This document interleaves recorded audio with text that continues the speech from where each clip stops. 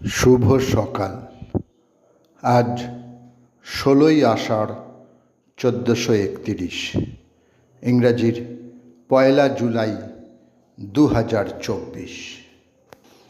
ভারতবর্ষের প্রাচীনতম high court Kolkata high court 1 July 1862 যা স্থাপিত হয়েছিল। সেই সময় এই কোর্টের নাম ছিল high court of judicature at Fort William. Kolkata হাইকোর্টের প্রথম বিচারপতি ছিলেন স্যার বার্নেস পিকক।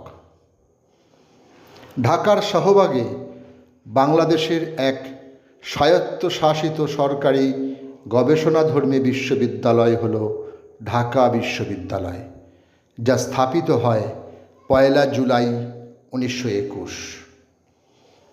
পরাধীন ভারতবর্ষের স্বাধীনতা আন্দোলনের সক্রিয় কর্মী অমরেন্দ্রনাথ চট্টোপাধ্যায় কলকাতার নিকটবর্তী হুগলি জেলার উত্তরপাড়ায় 1 জুলাই 1879 তিনি জন্মগ্রহণ করেন।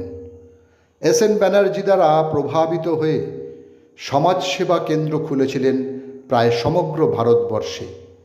দেশভাগ বিরোধী আন্দোলনের সময় ব্রিটিশ পণ্য বর্জনের বিষয়টি চিহ্নিত করে অমরেন্দ্রনাথ জাতীয় স্বেচ্ছাসেবক আন্দোলনের নেতৃত্ব দেন।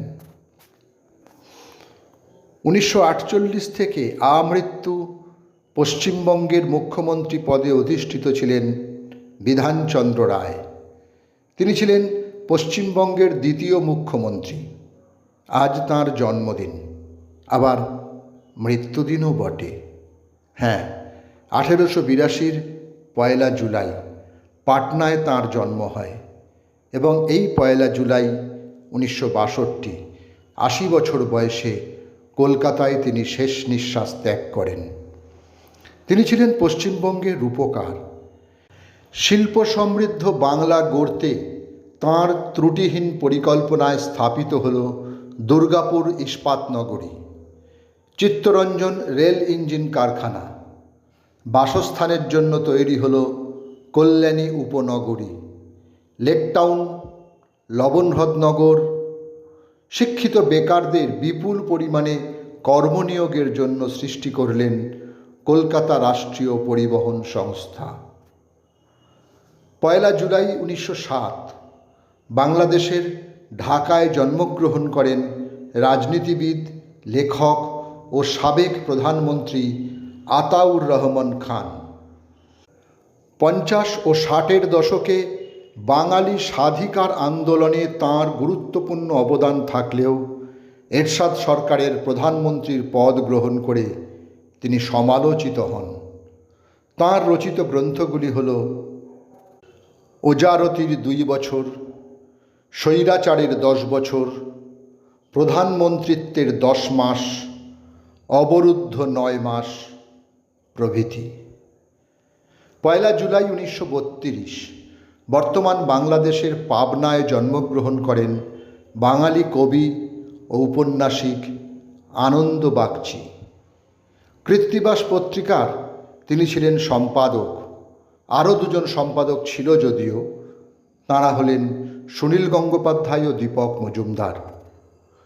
হর্ষবর্ধন ও ত্রিলোচন কলমচি ছিল আনন্দ বাগচির ছদ্মনাম।